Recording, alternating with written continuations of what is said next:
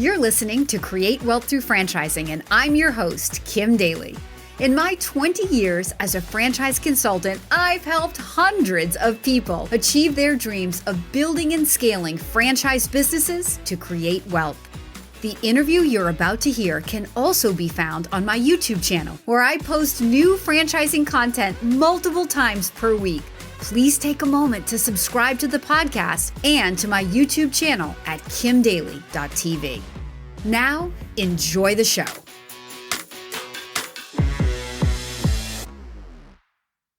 Welcome back to Kim Daly TV. I have a super special guest for you all today. She's a longtime friend. I met this woman many years ago. Her name is Anna Phillips, and she is the founder of the Lash Lounge. Anna, welcome to the studio of Kim Daly TV. Thank you so much. I'm super excited to be here. So years ago, I used to spend a lot of time in Dallas helping a lot of people. It was my number one market that I worked in for many, many years. And Anna started the Lash Lounge back in 2006, and she's going to tell her own story, but back in the Dallas area. And so I got to know her and actually get a tour of her very first studio and learn about this business when it was just a very new franchise. I think in the first discovery day that I had with the Lash Lounge, I doubled the number of options, the number of stores she had in Dallas, and my number one market in the country was closed after my first discovery day with this great new brand. So that is my story of meeting Anna Phillips. So here we are today in my studio to share your amazing story of bringing this brand to market. And I really want to, we joked kind of coming into this, no boys allowed into this conversation because we're going to have girl talk, but absolute opposite is true. I want to bring the men into this conversation because while you may not be the customer avatar, your girlfriends, wives, and daughters are. So Anna, with that introduction, welcome to Kim Daly TV. And let's start at the beginning of your story. Like, tell my viewers a little bit about how the Lash Lounge got started and like more about what the actual Lash Lounge is. Sure, absolutely. So I couldn't agree more with you. I think that when most men hear eyelashes, their eyes glaze over a little bit. But if there is a woman in your life, most men have a mom at least, right? Then you should listen. Yeah, at least a mom. Then you should listen. So the start of the Lash Lounge was really, I want to say, kind of a fluke. It wasn't something I planned. I was at the right place at the right time. I was in the service industry doing aesthetics and medical spa type services.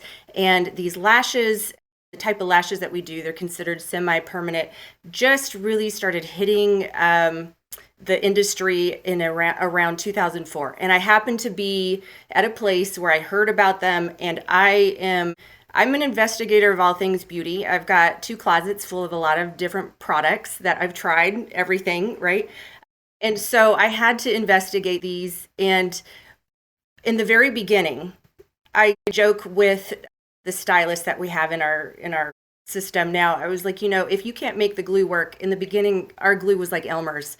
I mean, it has come, so many things have come a long way. There was no training, but what I realized as soon as I started playing with these lashes is the transformation that it gave. So I had all my neighbor ladies and my friends coming over, and I was practicing on them. And when they would open their eyes, and that, we call it the reveal, you can't it's priceless. So long story short, I added this service to my menu of all the other services that I was offering. And because the nature of the lashes is that they grow and they fall out, they shed. That's just natural. You can't stop them from shedding. So the beauty of that is that clients have to come back about every 2 to 3 weeks to keep them filled up. Similar to nails, your nails grow out, you've got to get them repolished. So the lashes had a very quick repeat clientele. And very quickly, my books filled up to about 6 months. I mean, I couldn't get a client in. So early days, this is before I actually started the Lash Lounge, I had a rental room in a doctor's office doing a lot of medical spa services. And because my lash clients had pretty much filled my books, I couldn't get any other type of services in, I started hiring my friends and neighbor ladies who wanted to work a little extra, so we had that room rocking and rolling like 24 hours a day. And it got to where we just couldn't keep up with the demand of lashes. And I had this, like, I call it a light bulb moment, when you're trying to figure out, like, how do we expand this? And I told my husband, I was like, what if we did like an eyelash salon, someplace that just does lashes? Like any good man, he told me to write up a business plan, and so I did. There was nothing like it at the time. So a lot of it was just very, theoretical. This is what I think a salon should look like. This is how I think it should go.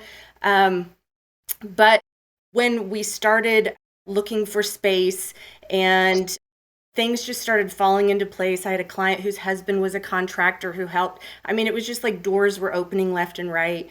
And so by 2006, I opened up the first Lash Lounge. That was the name I gave it. So happy about that because it's now become kind of a cult following. And we opened up about half a mile down the street from where I was renting my room.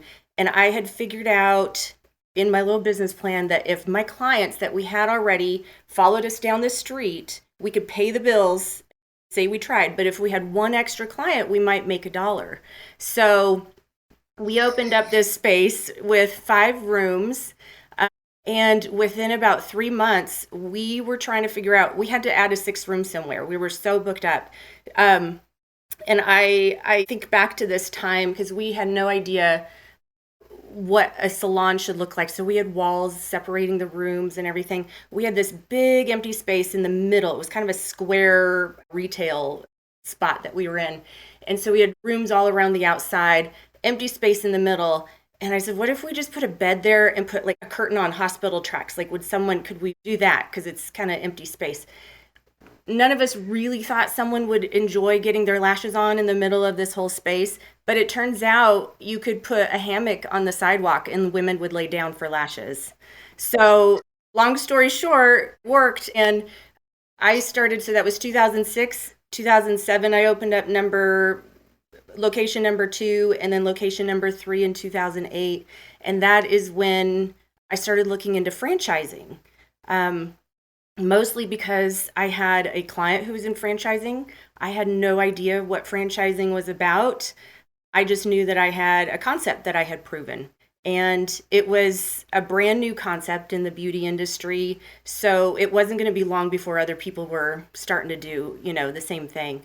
So we got into franchising and went pretty slow. We were selling mostly in Texas area. I had a couple, I think it was like 1 or 2 others opened up in DFW, but you're right, until you came along and pretty much closed the market because we had, so many new owners that you sold to. But we went really slow. We were ironing things out. And then fast forward to about 2012, 2013, I had our first competitor came on the scene. And that was when I knew, man, I need to hit the gas pedal or I'm going to get passed up.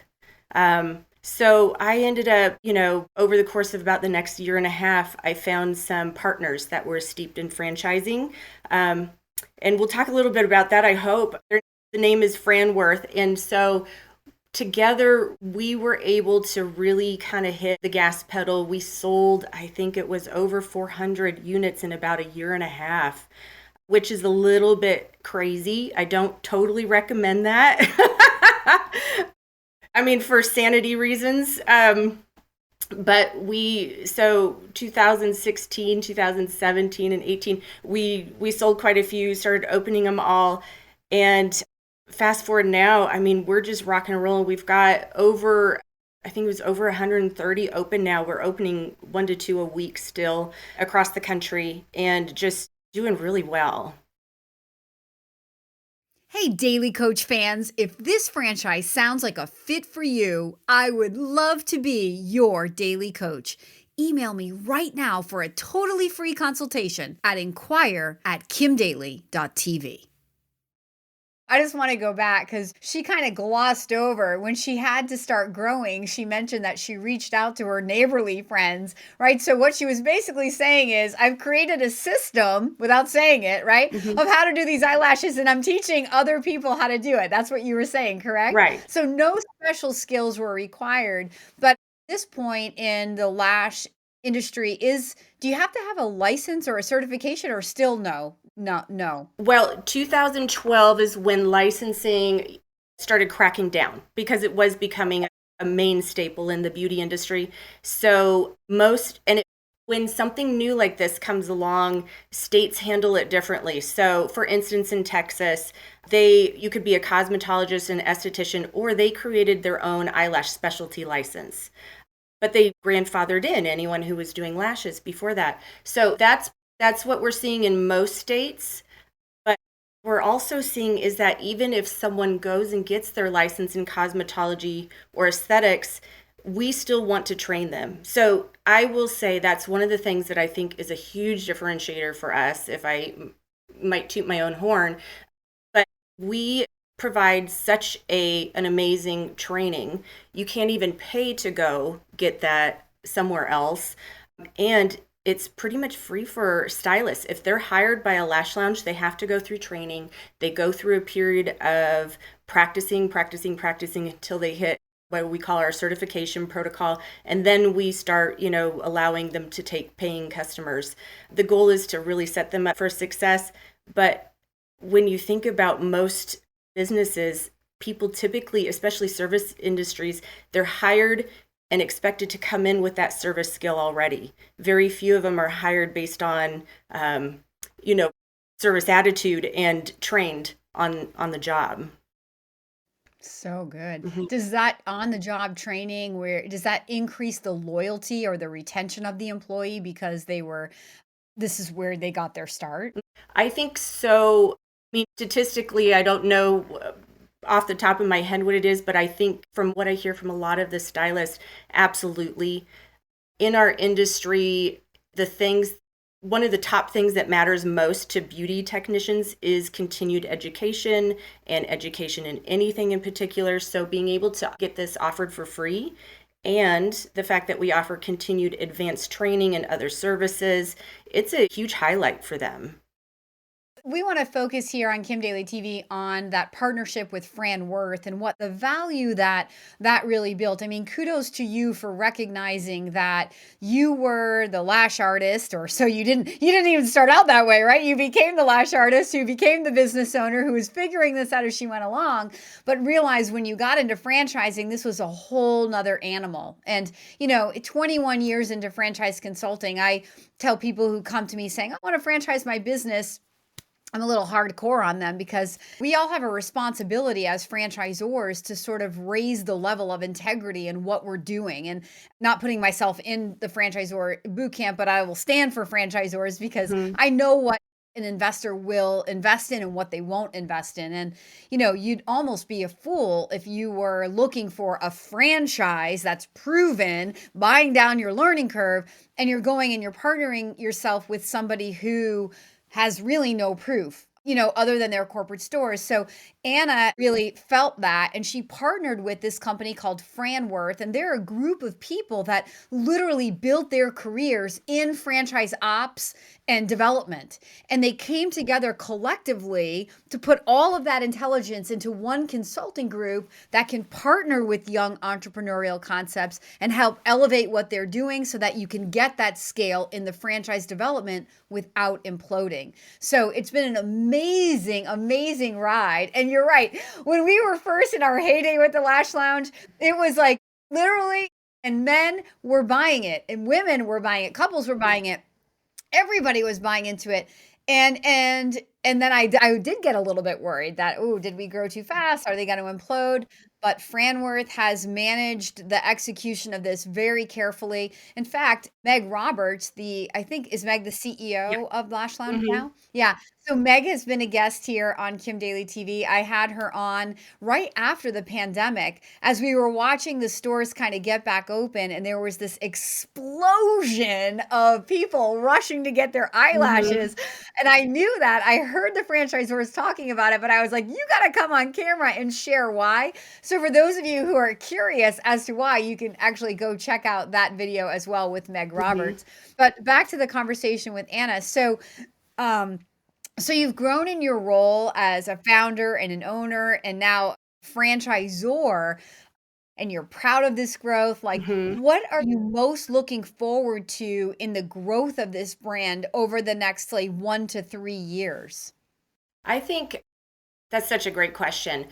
So, first of all, I think in the industry, even though lashes have been around for nearly 20 years now, there is a lot of white space out there. I think that won't be long before lashes are a household knowledge and a service, like nails or getting your hair done, that all women or anyone, will add to their beauty routine. I think there's still a lot of room for that, especially in the smaller suburb type, areas. So I think that there's still a lot of growth. I think that there's still a lot of technology and innovation to be had. If you would have asked me in the early days, I would have said, I don't know how much more advanced lashes and or glue could get, but man, really, it's really taken on a whole different life. And what I'm seeing is the advancement of it is actually cutting the service time down. It's making it easier for stylists to get up to speed and ramp up. So they're learning how to do lashes quicker. The product is coming out, prettier. And so I'm excited to see that, and I don't see that slowing down. I would love to say what I think is really amazing, and I share with a lot of people that ask about, well, how do you hire? Where do you find people? Well, obviously, each state is different. You might have to look for the licensed, person, but attracting someone to do lashes, let me share with you, it is not uncommon for a stylist to start making six figures within a couple of years.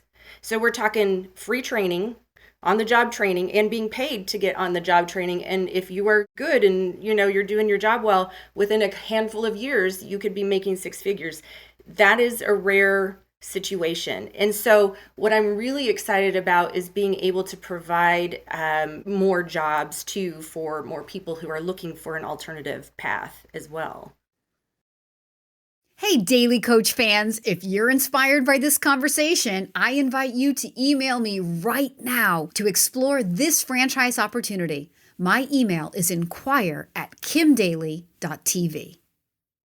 What you also said that you didn't say, I was trying to listen to you and hold on to that thought because it was a good one, was so the innovation in the product and the way that it's applied and all this is making the process faster. So that's Hmm. good for the consumer, right? Because Hmm. it's, saves us time, but it's also better for the business owner because that means more butts in seats in a day, right? Like That's if it right. takes an hour on the table and you only have five, chairs or whatever, then you're maxed out every hour at 5, but if you could get that down to even 45 minutes and start Yes, booking on the 45 instead of the hour, over time, that little extra incremental increase means more revenue to an owner, correct? absolutely. Absolutely. Yeah. Yep. Yeah. One of the things I remember most about the original tour that you gave me was you handed me this little box Uh-huh. that was like the size of a deck of cards, Yeah. and you were like, "Well, this is our inventory." Right. And I was like, "What?" And it was like there was like 3,000 eyelashes or Hmm. something. Remember Yes. that? There was like all these eyelashes in this little box, and you're like, "And that's our inventory, and that costs our owner X, and then we retail it for like Yeah. 2,000x." Right. And Yep. I was like, "Oh my gosh." That so, us girls, we can Hmm. get super, super excited about the pretty factor, the confidence factor. It's no lie. We are not going to stop trying to look better, feel better. I mean, if you color your hair or you do Botox or you paint your nails or you do eyelashes and that's how you define your look, that is a recession resistant Mm. business because we're not going to stop doing it. But for the investor, right, Hmm. the idea that you could open this small footprint Hmm. and you could have multiple chairs in there, so multiple clients in at the same time. It's not one, it's one to one, but more than one cosmetologist or eyelash or what are they called? A lash artist? Stylist.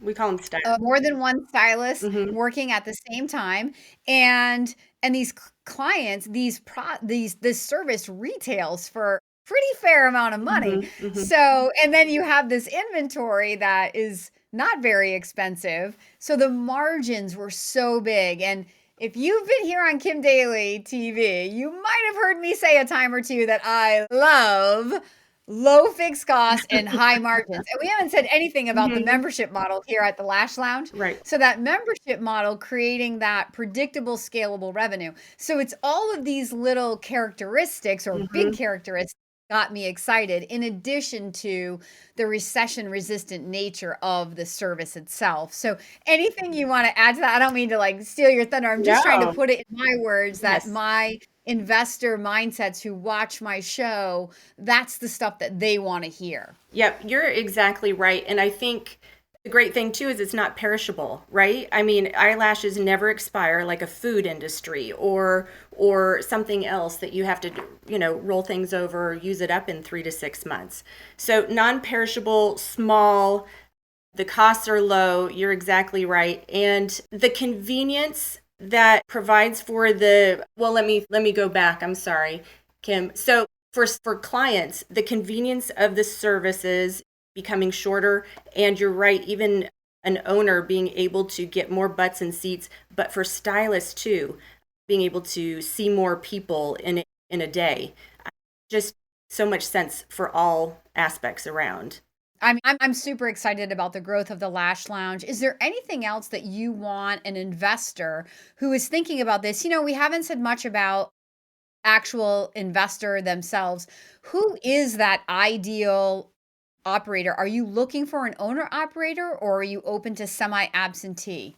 So, owner operator, absolutely, with the understanding that they can be semi absentee. But what we have found is when the owner is able to at least their first business, their first salon that they open, be a part of it. Most of them hire a good manager, good general manager to come in. They are the ones that do the best. We understand that a lot of people have their first job and they're looking for an investment, but there needs to be some skin in the game. They need to understand the business model. Like you mentioned earlier, we have memberships, which is fabulous. Definitely grown the revenue once we started implementing that.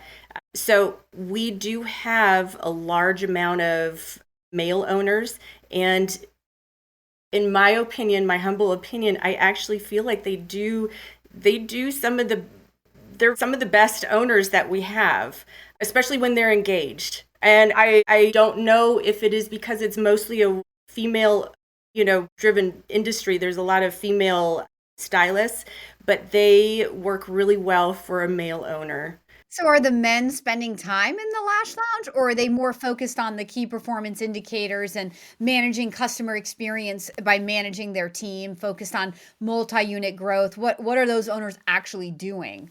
Yes, so exactly. Most of the men owners are managing from afar. They've got a manager on staff or a lead front desk, and they're overseeing the KPIs, overseeing the hiring, making sure that everything is running smoothly. That's what I typically see. Yeah, so men, we're not saying you have to be in the chair getting your eyelashes done or Hmm. your brows waxed, although you may want to do that because I think you Hmm. guys do that too, right? It's all going to go together.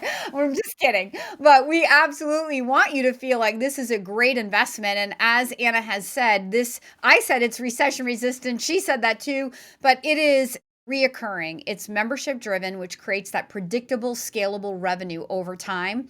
It's a high it's a high retail value. I know because I've paid for it Hmm. before, right? So it's not cheap, but does save the client time in the morning from having to do put on mascara and take, you literally are, Hmm. shower and you can go. Your eyes are ready to go. So there is that value proposition, but it's that reoccurring nature, the small footprint, the longevity of this, the sustainability of it, and now this partnership with Fran Wirth that just brings in so much back end intelligence and support to help these young franchisees get lifted and to be going in the right direction. And that's really the foundation of a very strong brand. And when we're looking at kind of like the total idea of investing in a franchise, it's about that brand equity, right? Long term, right? If as she said in the beginning, if the Lash Lounge has a cult like following and women are just in love with their membership at the Lash Lounge, they tell their girlfriends, their mothers, their friends, and that's how it grows. And so then when you, the investor, have built 2 or 3 locations and you're ready to kind of tap out, that brand equity then has more value to the new buyer coming in, and then that creates a great exit strategy moment for you. So there's nothing in this conversation that shouldn't excite every single listener of Kim Daly TV, because this particular model has every characteristic that I love. Anna, thank you so much for your time and for sharing your story here with us today. Thank you for having me, Kim. It's been so much fun to connect with you. It's so fun to see you again Yes. after all these years. We come full circle. Right. Yep. So, but neither one of us has aged, by the way. Oh, wait, yeah. Definitely not you. Yeah. Well, for those of you who are inspired by this conversation, if you would like to begin exploring this opportunity, please follow the email on your screen right now, or reach directly out to me at inquire@kimdaly.tv. That's inquire@kimdaly.tv. And until next time, my name is Kim Daly, and I want to be your Daily Coach.